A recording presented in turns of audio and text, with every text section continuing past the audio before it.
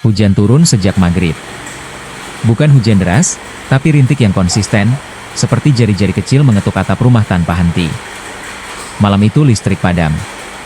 Rumah tua di ujung kampung hanya diterangi satu lilin yang apinya bergoyang setiap kali angin menyelinap lewat celah jendela. Aku sendirian. Jam dinding berdetak terlalu keras. Tik, tok, tik, tok. Padahal sebelumnya jam itu sudah mati berbulan-bulan. Aku mencoba mengabaikannya. Mungkin hanya perasaanku. Tapi lalu terdengar ketukan di pintu. Tok. Tok. Tok. Pelan. Terlalu pelan untuk disebut normal. Aku menelan ludah.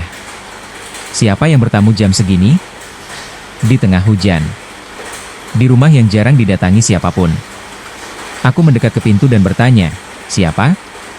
Tak ada jawaban. Hanya suara hujan, dan sesuatu yang menyeret di teras, seperti kuku panjang digesekkan ke lantai. Tok. Tok. Kali ini ketukannya lebih dekat. Bukan di pintu. Di jendela. Lilin di belakangku tiba-tiba padam. Dalam gelap, aku mendengar bisikan tepat di samping telingaku. Kamu kok nggak buka pintunya dari tadi? Napas itu dingin. Basah. Dan aku sadar satu hal yang membuat seluruh tubuhku membeku. Suara itu milikku sendiri. Hujan di luar mendadak berhenti. Jam dinding berdetak satu kali lagi. Tok. Dan pintu terbuka dengan sendirinya. Di balik pintu. Pintu itu terbuka perlahan, mengeluarkan suara ngiik yang membuat bulu kuduku berdiri. Bau tanah basah dan sesuatu yang amis langsung menyusup ke dalam rumah. Di luar, kosong. Tak ada siapa-siapa. Hanya hujan yang sudah berhenti, dan jejak kaki berlumpur mengarah masuk ke rumahku. Langkahnya ganjil. Kecil, tapi terlalu banyak. Seolah-olah seseorang berjalan mondar-mandir, sambil menyeret sesuatu. Aku mundur perlahan. Lantai kayu berderit. Lalu terdengar suara dari dalam rumah. Dari arah dapur. Tok. Tok. Tok. Bukan ketukan pintu kali ini. Seperti sesuatu memukul-mukul lemari. Aku tahu seharusnya aku lari keluar.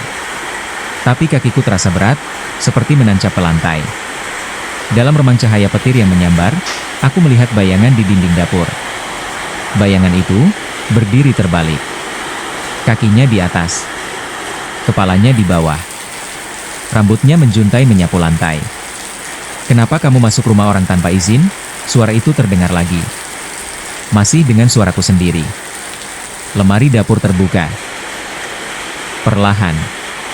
Di dalamnya, ada seseorang meringkuk. Bajunya basah. Wajahnya pucat. Matanya melotot ketakutan. Aku. Versi diriku yang lain menatapku dan berbisik gemetar. Jangan percaya hujan, dia selalu bawa pulang yang kurang satu.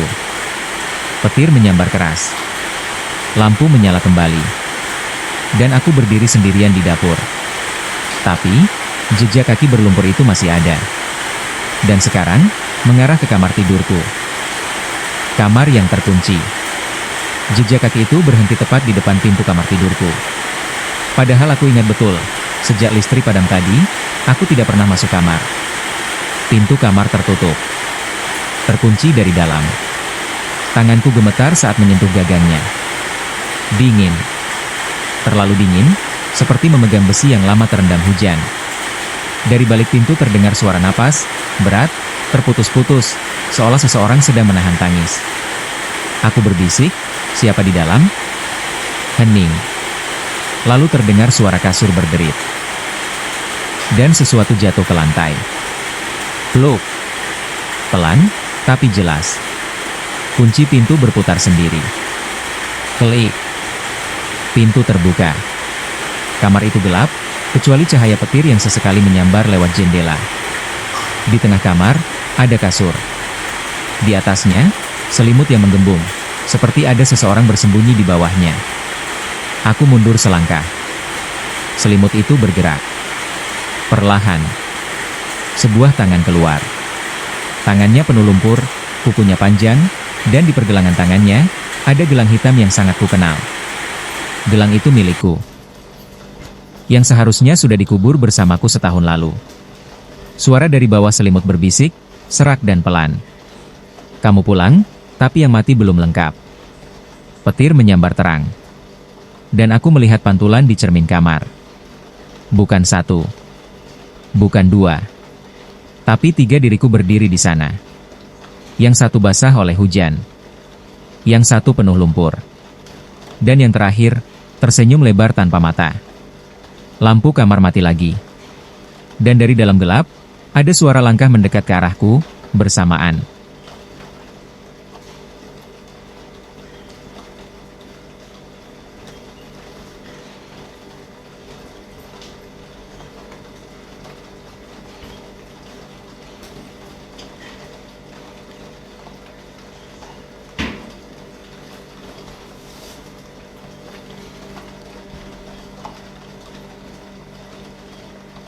Yang pulang saat hujan.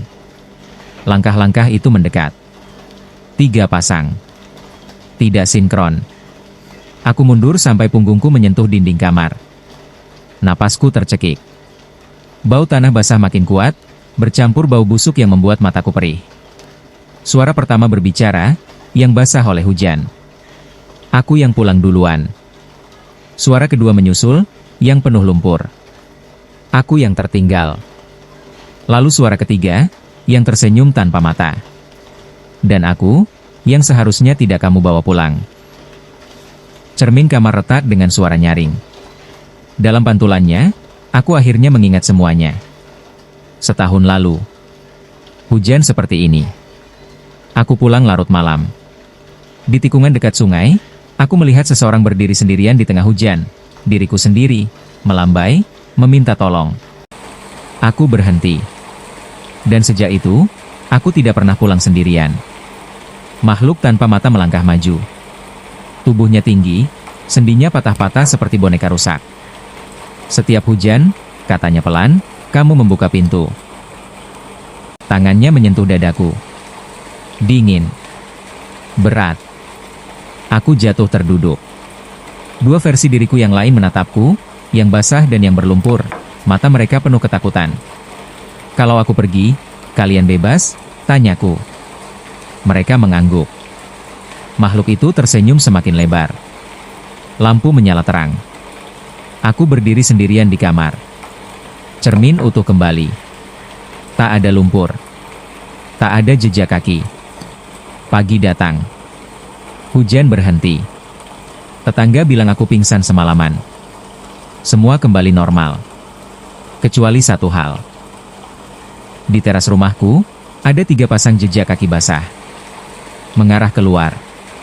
Dan di kaca pintu, tertulis dengan embun. Terima kasih sudah mengantar kami pulang. Sejak malam itu, setiap kali hujan turun, aku selalu mengecek pintu. Karena aku takut, suatu hari nanti, yang mengetuk adalah aku, yang terakhir.